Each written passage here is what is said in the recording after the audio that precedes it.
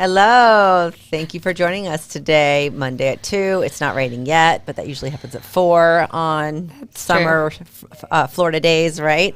Oh, let me turn down some of this. Oh, there we go.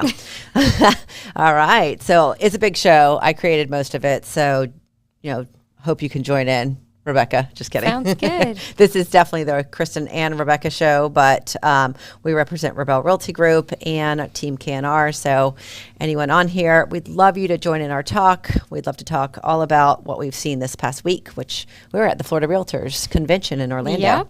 Yes. Who was the most amazing speaker that we saw?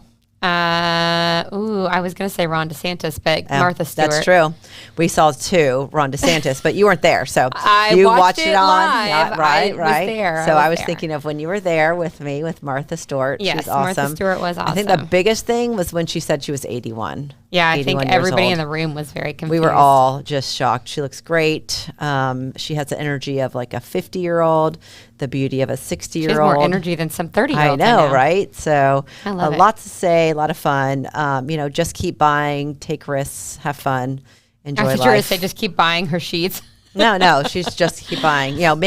She made risks, and a lot of them, like the Kmart story, how they said you should never do this. It's a cheap store, and she said it was like one of the greatest things she's ever done. So I was also very impressed that 20 years later, she still has her Kmart towels. Yes, she does. She uses them in her she guest designed all of bathrooms. them, so she knows they are good quality. Yep. So I want to celebrate some happy anniversaries today. We've got, we have two of the three, honestly. Christina Patel, who's been with us, and what is this, like 5 years now?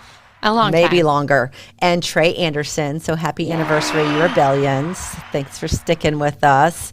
They came over together, so we love them, and we're so happy they're with us. And then I also want to shout out to our agents that joined us at Florida Realtors. Yes. So there were 80 GACAR members, which is like a first for our area. And we had a good number. I mean, I want to say like a 5%, right? So Dan Hathcock, Nafritha Brown, CC Arce, Lacey Filial, who's always there with us, and Susan Hicks, who goes often. So yay, thank you. Yay, we don't have any ladies, visuals, and sorry. We have a ton of visuals for today, so we didn't do anything else. All right, so do you want to play the Monday market slide? Because really, this is like a huge the first half Monday market moment from Brad O'Connor, the economist for Florida Realtors.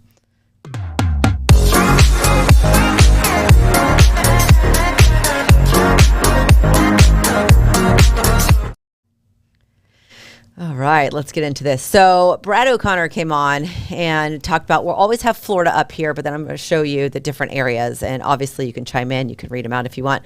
But Brad, you hear a lot of news about, the market changing and how it's really negative.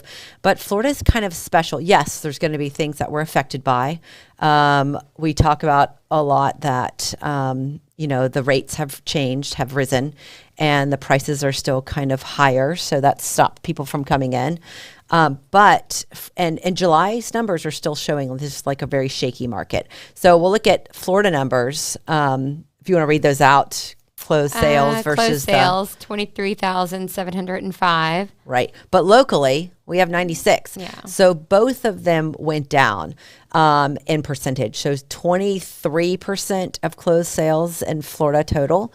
But I believe that's 31% in Gainesville. And then you can see the 31% in condos went down in closed sales, and 62, which is 16%. So we have seen, this rocky start. What about the median sales? So the median home or sales, sale price, right, for single family was 303,000. Gainesville was 175,000.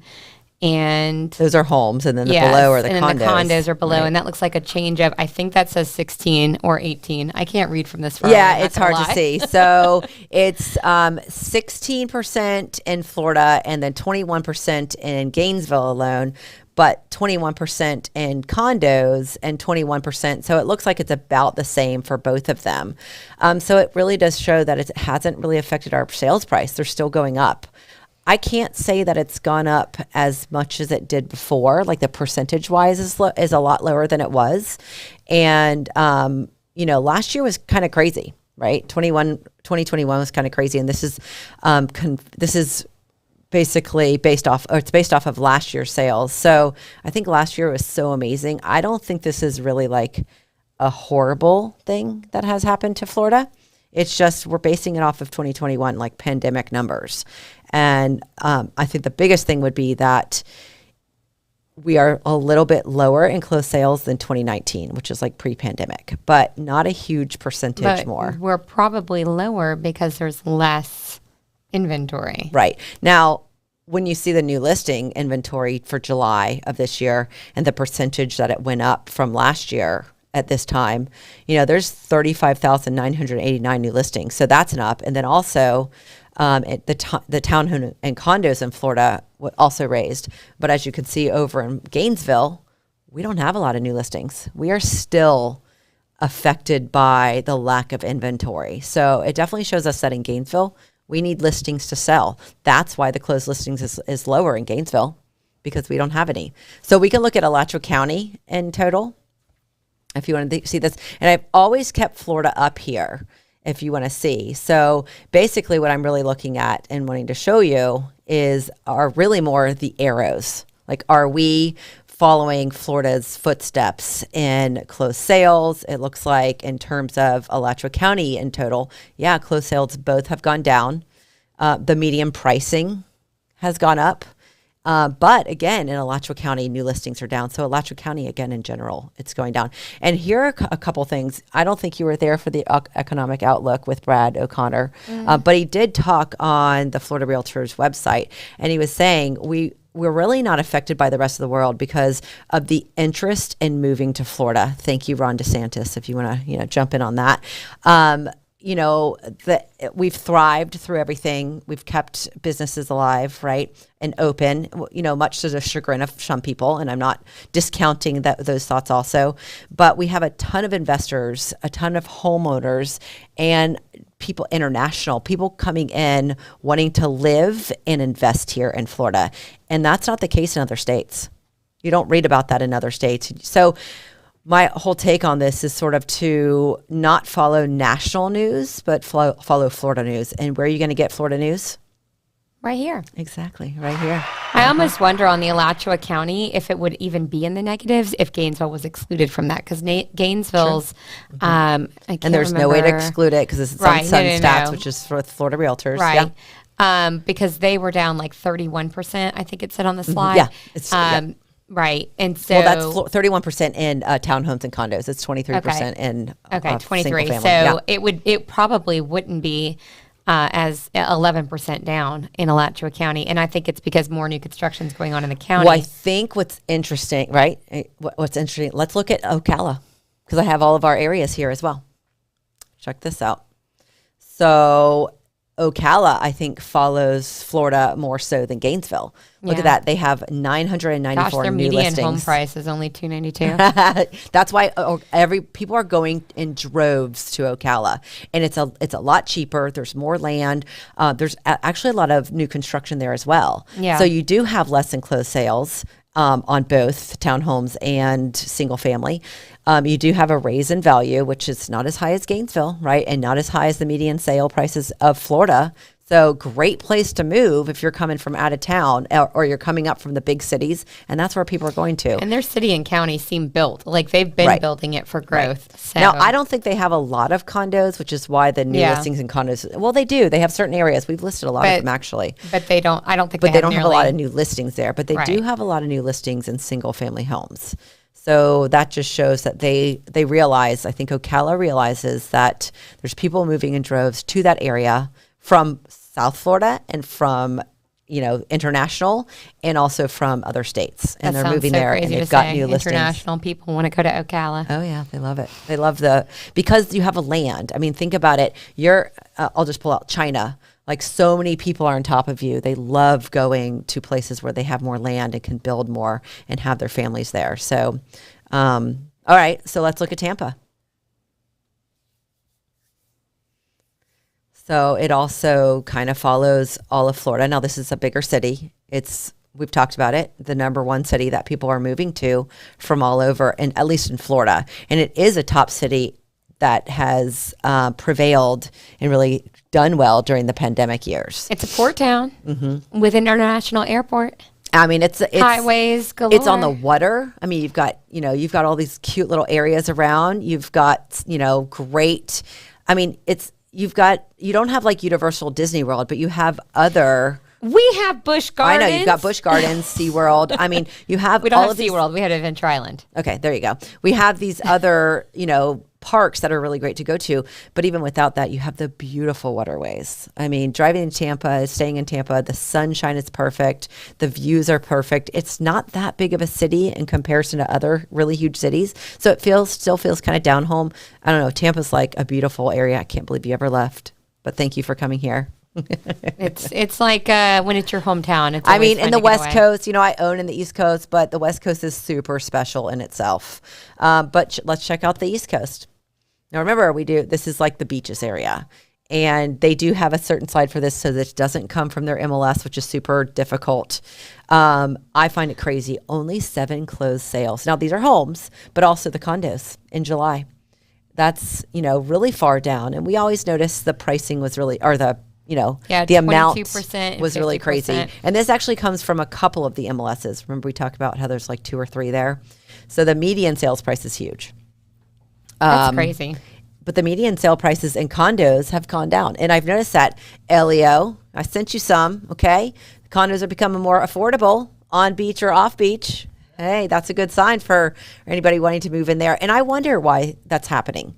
Because St. Augustine has been like a really hot, popular place for, people moving in again into Florida, wanting to be on the water. Overpopulated now. It might be, but I mean, that's how people are talking about with every area of Florida. Every area of Florida. That's Tampa's super overpopulated. We talked about trying to travel down. It used to take 2.5, maybe 2.5 hours. Now it's like 3.5. Yeah. You have to know where to hide. But there's not a lot of new listings. And I think that number on top of new listings, 5,759, that's got to be a misprint. So sorry about that. I don't. Where for is the it? area Sorry. up top, St. Okay. Augustine. That's a misprint. More than likely not. 5,700. And that's probably a misprint from Sun State the stats that I didn't notice. But yeah, there you go. In a nutshell, like here we are in July. But, really, we've seen the high mortgage rates and the rapid rise. Basically, I wrote them down. Millennials are at a prime age for first-time home purchases. Not the 40-year-old millennials, but the middle-age millennials. Because the highest, like Which are all millennials at in the their top 30s. are 40. But in the 30s, that's when you really start buying. Not just your first-time properties, but most people are in their first-time home buying in the 30s in the millennial age. But you're buying the second home, the investment home. And then also their parents, which is also the largest population, they're also wanting to buy. And what's funny is they're vying for the same type of properties, because the millennials buying their first home are buying that affordable, smaller home. A lot of them don't have huge families. They don't need the bigger houses. But their parents, the older generation, are coming in and wanting to downgrade. And they're wanting to go into, more affordable housing, not as large yards or houses. So they're kind of competing with each other, which is, again, why we see that rise in price. And then again, investors, retirees, and then I love this word, untethered workers. So there's still a lot of people who don't have to go back to the office. We're hearing it all in the news. I mean, Tesla's, Elon Musk is wanting everybody to go back in, Amazon wanting to go back in. I mean, I like it when people go back into the office because that means they're there. You can collaborate, you can enjoy each other, the time, the talk. But there's still a lot of untethered, workers, and a lot of them are coming to Florida. So the last thing is that rent is becoming so high it's unaffordable. And we've seen this with a couple of those renters. A couple of years ago, they would have just kept renting. Oh, no, I'm fine where I am. But because the owners and landlords, property managers are raising the rents, right? Whether it's by $100 or $250 a month, they're realizing there's nothing else to rent for cheaper. My owner is selling because they're getting a higher price, or they're raising the rent, but there's nothing else. So, hey, I may as well buy. So that's why it's really, it's not like this. We're not dead yet. We're not there. We are still very strong in Florida. And even though it's kind of rocky in July, the numbers are showing we're still really strong. Despite our lower closed sales, some lower new listings, we still have high prices. I think it's really the rise in rates, but that's kind of come to the top. We haven't seen them rise anymore. And we think, I don't know, you've talked to a lot of mortgage lenders. Yeah. Talking to them, and they're saying we're not seeing huge rate rises again. Yeah, I mean, it's going to be in the sixes. It's almost there now. It's at 5.9. It's still not as high as it was when we got into real estate, though. So I think were when it selling kind them of in the normalizes sevens. for people, and as this superheated market kind of cools down a little, we'll see this go back to a little more normalized market, and buyers will be happy and sellers will be happy. We just have to get more listings. All right, I think we have 2 more little slides really quick before we go into our break. Do you have those? They're not any of these. They're like the next ones. All right. You want to? Yes, that we one. have our Fit for Fun event coming up. It looks like September 10th from 9:30 to 12:30. So We got Suda's in our FitFoot, bill. Empowered, and Halos Health will be there. It'll be during the farmers market. So come and join us. Enjoy the farmers market and come in and visit with our vendors that we're supporting and buy some shoes. I almost said Shoes. foot. Just buy some foots, buy some shoes and other things, and CBD oils, and then get empowered with Empower Studios. All right, we'll take a break. A unique pocket of the Gainesville residential community is the Duck Pond area, located in northeast Gainesville, close in proximity to the bustling downtown area. Named for the retention pond that houses ducks and other water birds, the neighborhood is known as the Historical District of Gainesville. It displays many different types of residential architecture ranging from Victorian, Mediterranean, colonial, cottage style, and farmhouses. The Thomas Center and gardens within the Duck Pond neighborhood serve as a community cultural haven for art galleries, event space, history exhibits, and more. Not only is the Duck Pond a historic pillar in the Gainesville community, but it was also home to rock and roll legend Tom Petty. A stroll through the Duck Pond will make you feel as though you have stepped back in history to the late 1800s. Check out buysellrebell.com to find your Duck Pond home.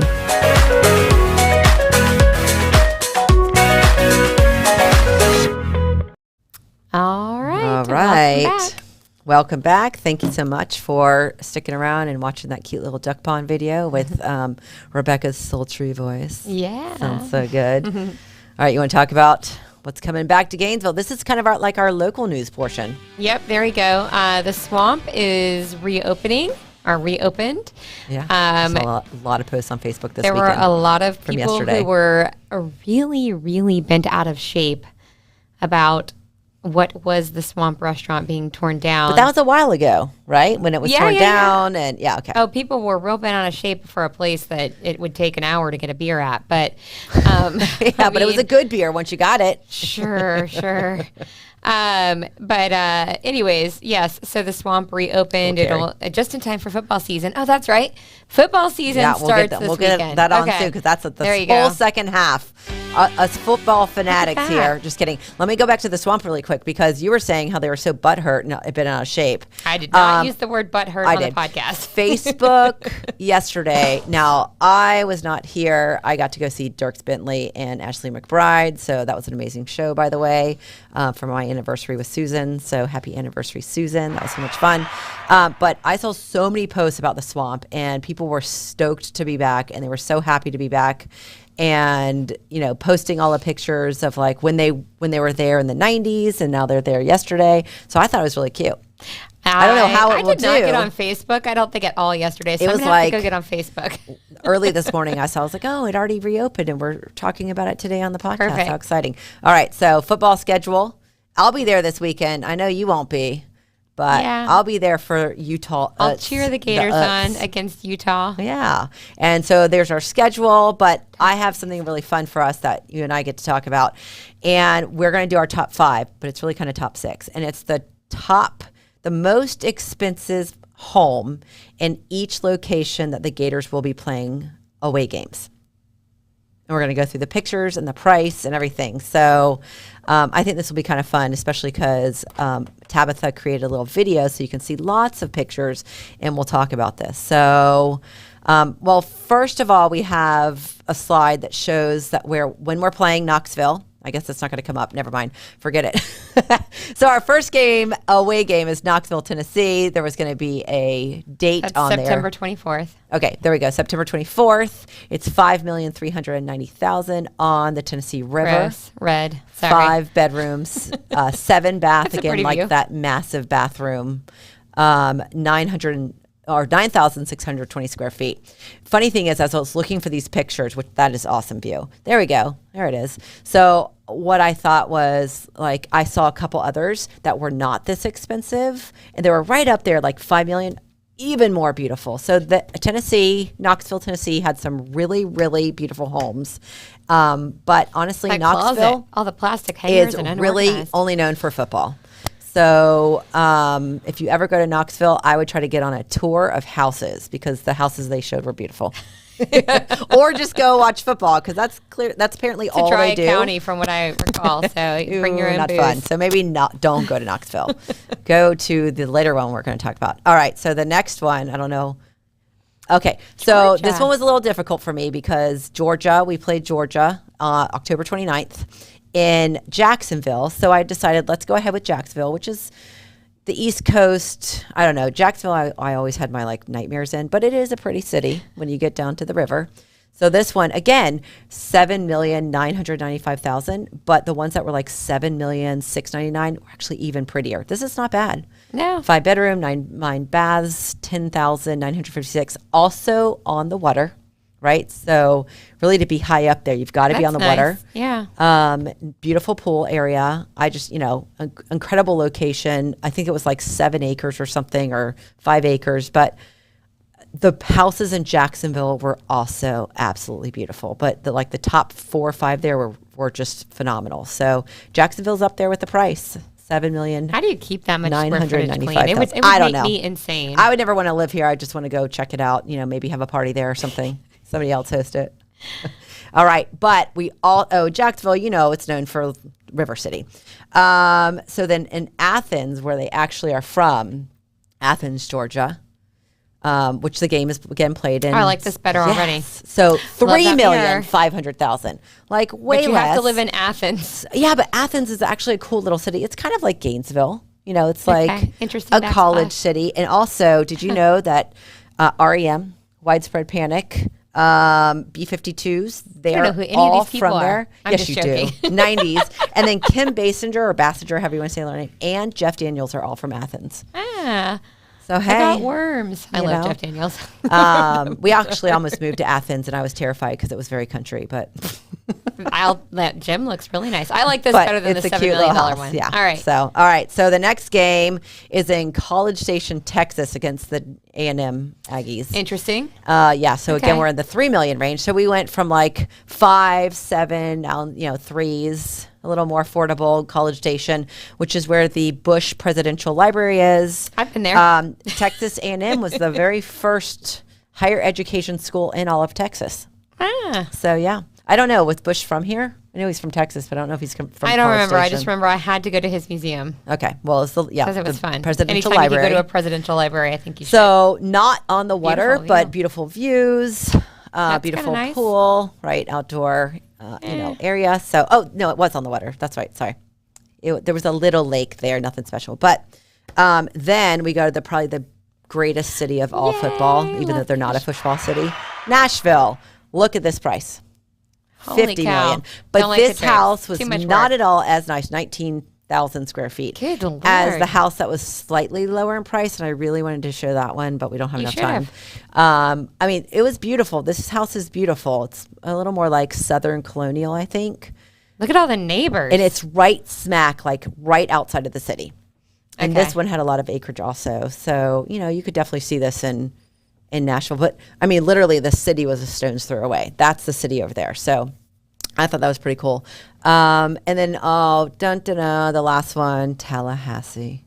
Ah, Oh, your alma mater. We go from 50 million to 2.2 million. So Tallahassee didn't have quite as much. Everything's so brown. Nashville had a lot, like a lot. College Station Look at had that a green little. countertop. Athens had a little. I mean, shockingly, like, I don't know, Jacksonville and Knoxville were some of the cutest houses.